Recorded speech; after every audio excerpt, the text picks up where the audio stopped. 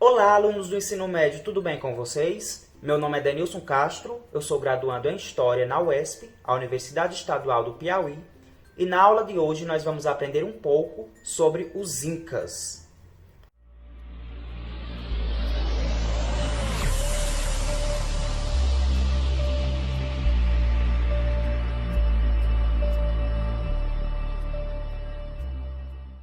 Olhando o mapa mundi, nós podemos ver que os países estão agrupados em 6 conjuntos, que são chamados de continentes. São eles a Europa, a Ásia, a África, a Oceania, a Antártida e a América, que é o continente onde está localizado o Brasil, mais especificamente na América do Sul. A história veio sendo contada na visão dos europeus desde muito tempo.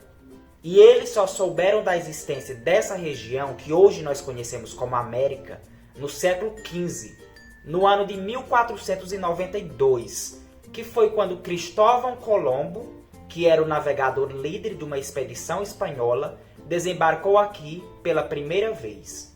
Foi estabelecida então uma divisão de mundos. Eles se consideravam pertencentes ao Velho Mundo, e essas novas terras descobertas seriam então o Novo Mundo. Quando se fala em descobrimento, entendemos que alguém tenha chegado a um lugar até então intocado. Mas não foi isso que aconteceu na América. Quando os europeus chegaram aqui no século XV, aqui já viviam cerca de 50 milhões de pessoas.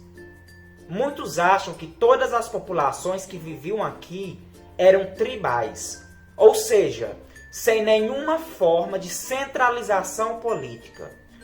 E, de fato, essa forma de organização foi muito comum. E isso não fazia deles inferiores a ninguém. E não dava o direito de os europeus se acharem descobridores daqui. Mas hoje nós já sabemos que muitas grandes civilizações se desenvolveram no continente americano muito antes da chegada dos europeus. Muitas dessas sociedades conheciam a escrita, desenvolveram sistemas matemáticos, possuíam calendários de grande precisão e construíram centros urbanos mais amplos até mesmo do que as cidades da Espanha. As mais conhecidas dessas civilizações são as dos maias, dos astecas e dos incas.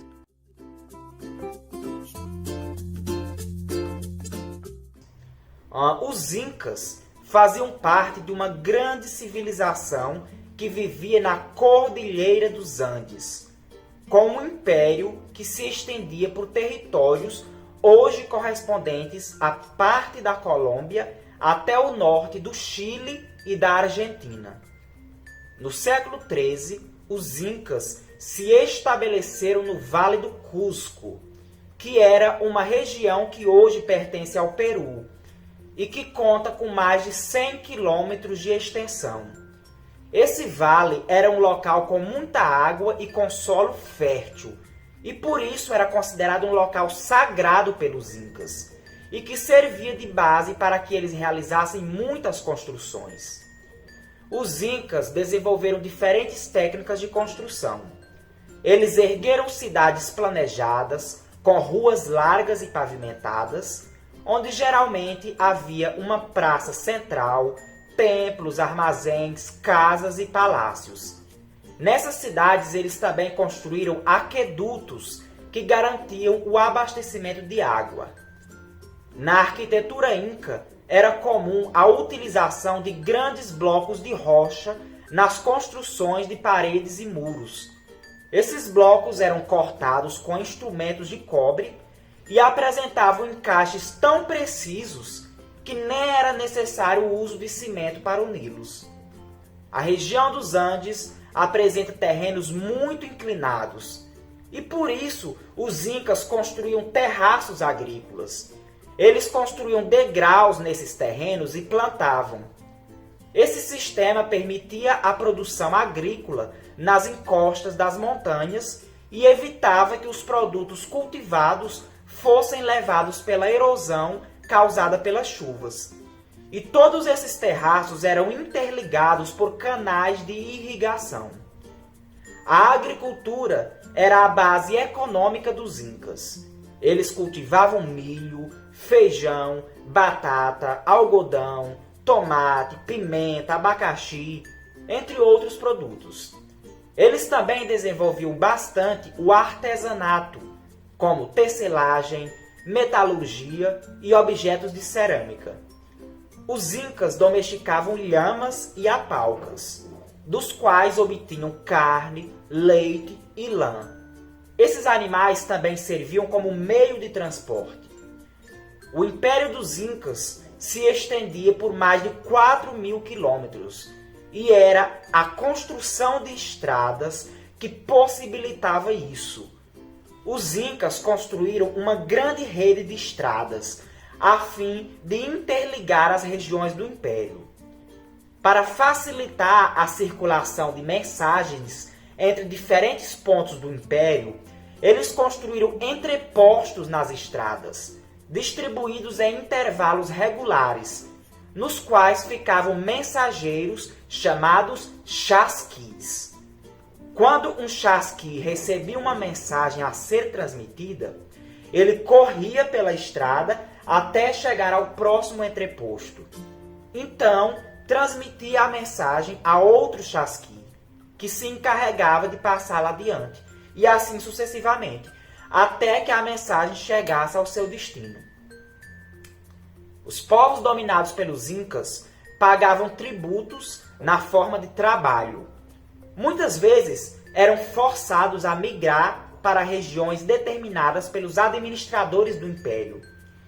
Esse tipo de organização tinha como objetivo garantir a defesa do território e o equilíbrio no abastecimento de toda a população, mesmo nos períodos de colheitas escassas.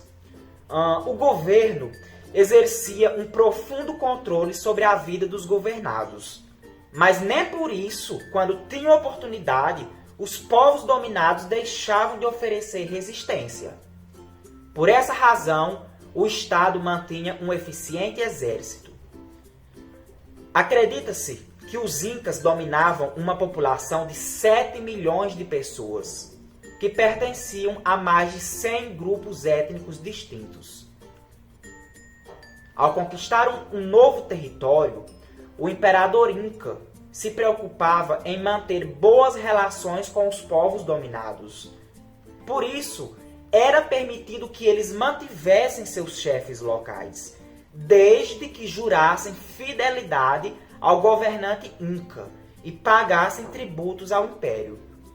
Os povos dominados também podiam continuar falando sua própria língua, porém, tinham que aprender a língua falada pelos Incas, o Quechua. Além disso, esses povos podiam manter o culto aos seus deuses, mas deviam incluir o deus Inca do Sol, denominado Inti, em seus rituais. Para a sociedade Inca, a astronomia, a religião e a agricultura estavam profundamente entrelaçadas. Mesmo sem conhecer a escrita, os Incas deixaram registros de seus conhecimentos de astronomia. Pelo que se sabe, o ano Inca correspondia ao ano solar de 365 dias. Dividia-se em 12 meses lunares, cada um marcando uma série de atividades religiosas realizadas na capital, a cidade de Cusco, e atividades econômicas nas províncias. O relógio de sol construído na cidade de Machu Picchu indicava não só os dias do ano, mas também o início e o fim de cada estação, que eram os marcos do calendário agrícola e do calendário religioso Inca. Machu Picchu foi uma das poucas cidades incas que sobreviveram à conquista espanhola, provavelmente por não ter sido descoberta na época colonial. A cidade foi construída no topo de uma montanha, no vale do rio Urubamba, a cerca de 2.400 metros de altitude. A cidade foi abandonada por seus habitantes em uma época incerta e ficou coberta pela vegetação até ser encontrada pela expedição do arqueólogo norte-americano Hiram Bingham, em 1911. Acredita-se que a cidade era um local de culto e hoje é um local muito visitado por turistas do mundo inteiro.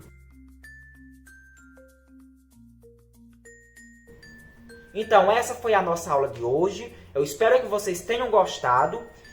E a minha sugestão é que vocês realizem mais pesquisas sobre o Império Inca e também sobre outras civilizações das Américas, para que nós possamos quebrar o estereótipo de que a história só começou de fato a partir da chegada dos europeus.